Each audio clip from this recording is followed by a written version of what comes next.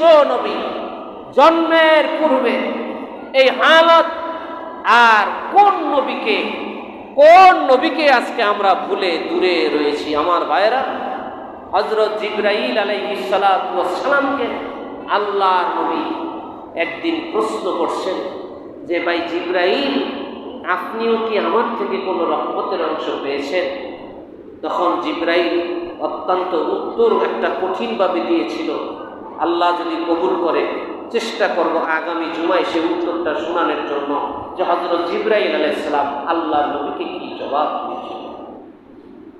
আমার ভাইরা, যেই নবীর জন্মের পূর্বে, যেই নবীর আগমনের কারণে প্রত্যেকটা জায়গার ভিতরে এত সুঘ্রাণ, সেই গ্রামের ধারাবাহিকতা এখনো আছে। কোন নবীরা যদি কোনো রাস্তা দিয়ে হাঁটতেন, 40 দিন পর্যন্ত ওই জায়গার মধ্যে একটা সুবাতাস, সুঘ্রাণ প্রবাহিত হতে থাকতো। কোনো সেরকম ভালো ব্যক্তি ওখান দিয়ে আসলে বুঝতে পারতেন এখান দিয়ে আজ থেকে 40 দিন আগে কোনো আল্লাহর নবী হাইটা গেছে। জোরে বলেন সুবহানাল্লাহ। আজও তার ধারাবাহিকতা আছে। আল্লাহর নবী বলেন, আল্লাহ পাক আমার সিনার ভিতরে যা কিছু দান করেছেন আমি সব কিছু আবু বকরের সিনার মধ্যে ঢেলে দিয়েছি। জোরে বলেন সুবহানাল্লাহ, জোরে বলেন সুবহানাল্লাহ। আবু বকর রাদিয়াল্লাহু তাআলা আনহুর কাছে একটা প্রিয় ছিল। কি প্রিয় ছিল বলবো? কথা বলেন, বলবো? বলবো। হযরত আবু বকর বলেন, আমার কাছে প্রিয় হলো আমি বেশি থেকে বেশি আমার নবীর চেহারা মোবারক দেখব, এটাই আমার কাছে প্রিয়। এটা আমার কাছে প্রিয়। আমার ভাইয়েরা, আল্লাহর নবীর সাহাবী বলছেন, ইয়া রাসূলুল্লাহ, কষ্ট তো আর সহ্য করতে পারছি না, অনুমতি দেন আমি চলে যাই মক্কা ছেড়ে। আল্লাহর নবী বলছেন, আবু বকর যাওয়া যাবে না, তোমাকে যাওয়ার সময় আল্লাহ পাক একজন উত্তম সাথী দান করবে।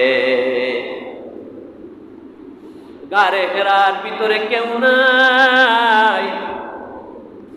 আল্লাহর নবীর চেহারার দিকে আবু বকর এক দৃষ্টিতে তাকায় রয়েছে, যে অন্য সময় তো দেখতে পারি না, একা একা দেখতে পারি না, যেহেতু রহমাতাল লিল আলামিনকে আল্লাহ পাক আমার কাছে দান করছেন, আমি একটু মনের মতো কইরা রহমাতাল লিল আলামিনের চেহারাটা দেখালে।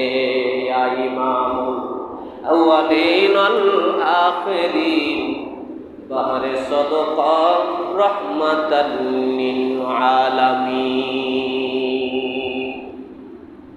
আমার ভাইরা, হযরত আবু বকর দেখতেছেন চোখের থেকে এক ফোঁটা গরম পানি আল্লাহর হাবিবের গাল মোবারকের মধ্যে যখন পড়ে গেল।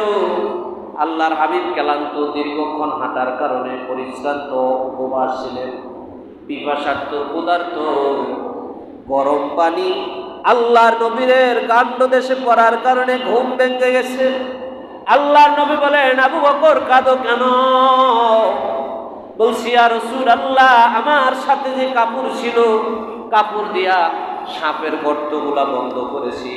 আল্লাহর রাসূল, আমার কাছে এমন কোনো কাপড় নাই যেগুলা দিয়ে আমি গর্ত বন্ধ করব, একটা গর্ত বাকি। আপনি রহমাতাল লিল আলামিন, আপনাকে যদি কেউ কোনো কষ্ট দেয় আমি আল্লাহর কাছে কি জবাব দিব?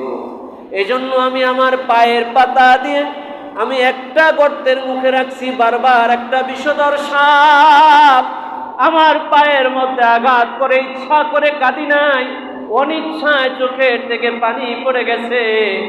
ইয়া রাসূলুল্লাহ, ইয়া হাবিবাল্লাহ, আল্লাহর নবী বলছেন, কোথায় তোমার আঘাত লাগছে?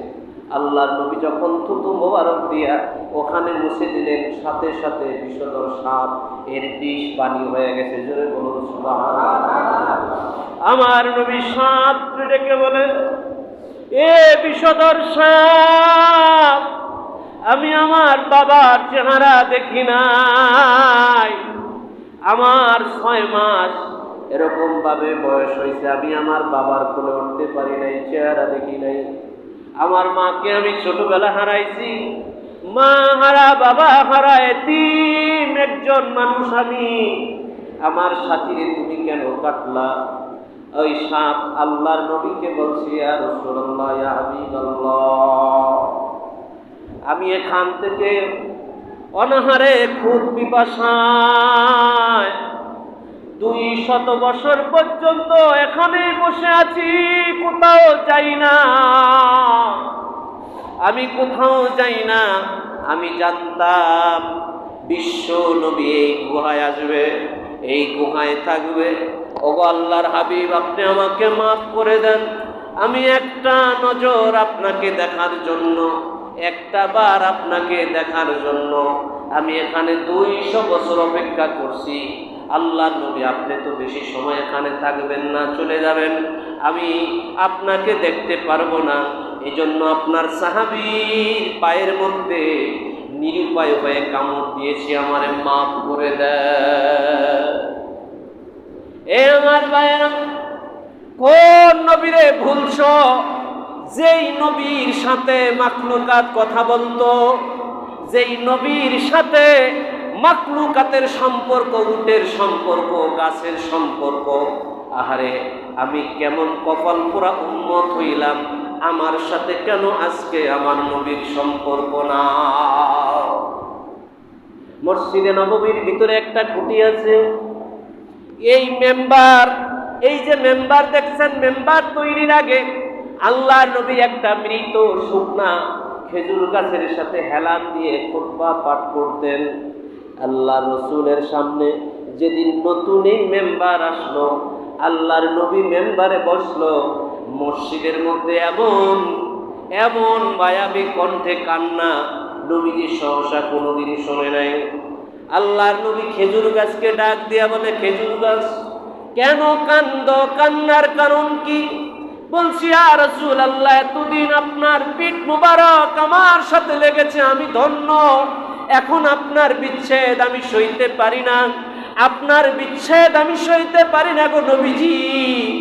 আমি আপনার বিচ্ছেদ, এটা জ্বালা যন্ত্রণা সইতে পারি না, আমি এজন্য কান্না করি। আপনার কাছ থেকে একটা প্রতিশ্রুতি চাই, ওগো আল্লাহর রাসূল, আপনি আপনাকে ভুলে থাকতে পারবো না। যেই জান্নাতে আপনি থাকবেন, আপনার মালিক, আপনার প্রভু আমাকে ওই জান্নাতে রাখবেন কিনা আপনার মাধ্যমে আমি জানতে চাই। আল্লাহর নবী দোয়া করলেন, রব্বুল আলামিন, এই খেজুর গাছের প্রার্থনা, খেজুর গাছের তামান্না আপনি পূরণ করেন। আল্লাহর নবী বললেন, ও খেজুর গাছ, কিয়ামতের ময়দানে নবী যেই জান্নাতে থাকবো, ও খেজুর গাছ, ওই জান্নাতে তুই আমার সাথে থাকবি। একটা মৃত খেজুর গাছের মধ্যে এতটুকু অনুভূতি যদি তৈরি হয়, আমার প্রশ্ন হলো, আল্লাহ পাক বলছেন, ওয়ালাকাদ কাররামনা বানি আদম, আমি আদম সন্তানকে পৃথিবীর সর্বশ্রেষ্ঠ দামি করে বানাইছি। তাহলে সেই আদম সন্তানের ভিতরে আজ কেন এই অনুভূতি জাগ্রত হবে না যে আমিও রহমাতাল লিল আলামিন, বিশ্ব নবীর একজন আশিক হই? কথা ঠিক কিনা? এ কথা বলেন না কেন? মনে চায় বিশ্ব নবীর আশিক হইতে? কার কার মনে চায়? আল্লাহু আকবার। আলহামদুলিল্লাহ, আমাদের দেশে যাকে চা বেচতে দেখেন তাকে আপনারা দুধওয়ালা বলেন, তাই না? কথা বলে না। যাকে চা বেচতে দেখেন তাকে কি দুধওয়ালা বলেন? কি বলেন তাকে? হ্যাঁ, চাওয়ালা বলেন। যে দুধ বিক্রি করে তাকে কি ওয়ালা বলেন? দুধওয়ালা।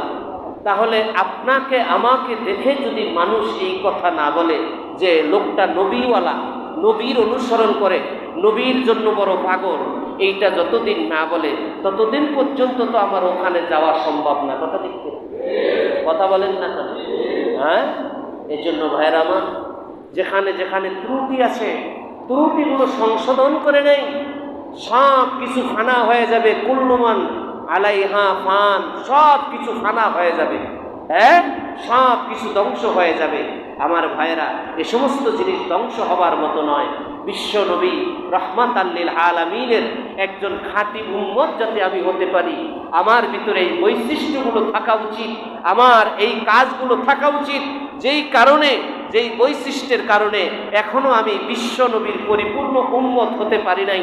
আমাদের প্রত্যেকটা মানুষের উচিত হলো যে আমার ভিতর থেকে আস্তে আস্তে আস্তে আস্তে করে আমি এই জিনিসগুলা বিদায় করি। কথা ঠিক কিনা? কথা বলেন না কেন? হ্যাঁ, রহমাতাল লিল আলামিন এমন মানুষ হযরত জিবরাইল আলাইহিস সালাতু ওয়াস সালামের কাছে তামাম পৃথিবীর খবর আছে। হযরত জিবরাইল আলাইহিস সালামের কাছে তামাম পৃথিবীর খবর আছে।